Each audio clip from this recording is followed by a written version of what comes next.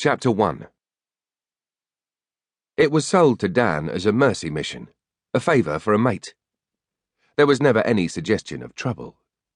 He just had to be there with Robbie, a supportive presence in the background while the handover took place. Dan agreed to it for Cate's sake. That was the noble motive. But he also had a favour of his own to ask, and a lot riding on the answer. So he ignored the voice in his head that urged him to let Robbie sort out his own mess for once. He should have known better.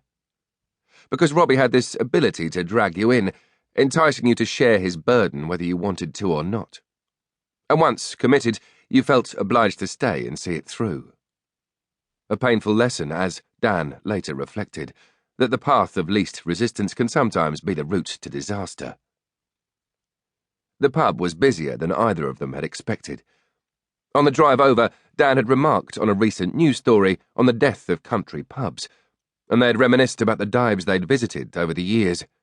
Grumpy landlords, terrible decor, flat beer and greasy food. Pool tables where the balls wouldn't roll straight. At 29, they were old enough to enjoy an occasional wallow in nostalgia, young enough to giggle and splutter as they competed to find the ideal name for a pub in decline. The Sack of Shit was declared the winner. In the same vein, the Horse and Hounds had been rechristened the Hearse and Hounds, though it turned out to be a handsome Tudor hostelry on a lonely rural track a few miles north of Staining. Middle of bloody nowhere, as Robbie put it. The car park was almost full, necessitating a tricky reversing manoeuvre on Dan's part, easing his weary old Fiesta into a gap between a Land Rover and a trade waste bin. He made it, but only just. And there was the usual teasing from Robbie about his shortcomings as a driver. The pub was divided into two bars. Most of the action seemed to be in the public bar, and the reason soon became obvious: live music. Robbie groaned when he heard the first strains of what sounded like a fiddle. "Not folk," he said. "Anything but folk." Now came a flutter of acoustic guitar, the sly rattle of brushes on a snare drum. "Folk rock, maybe," Dan said. "Some kind of fusion. That drum sound is almost—" "Jazz?" Robbie finished for him, and they grimaced in unison. "Shit, no. It's jazz folk. Joke!" "It's no joking matter." Laughing, Robbie punched Dan on the arm. "For that, you're getting the first round." First, they checked the saloon bar. It was whisper quiet, the room deserted but for a prim, middle-aged couple sharing a banoffee pie, and an elegant young woman sitting alone in the corner. Dan would have waited until he could meet her eye, but Robbie dragged him away. "Don't stare at her." "I wasn't.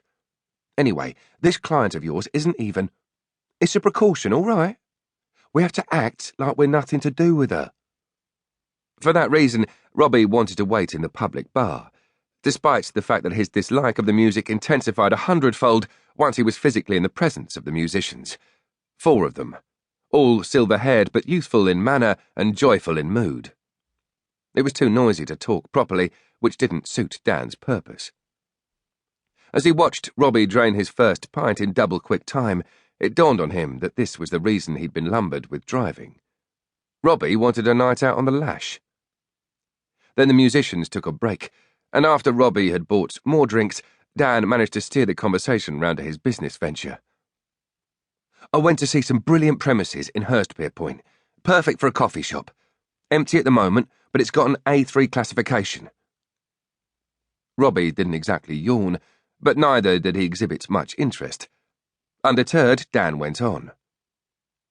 "I had a meeting with the bank last week. It's not looking good." "Course it's not. The economy's fucked." "So I reckon we may need to find an alternative source of finance." "Honestly, mate, you're insane to think about starting a business. You want to stay where you are till things improve." "But Denham's isn't secure. It's only a matter of time before the online retailers wipe us out."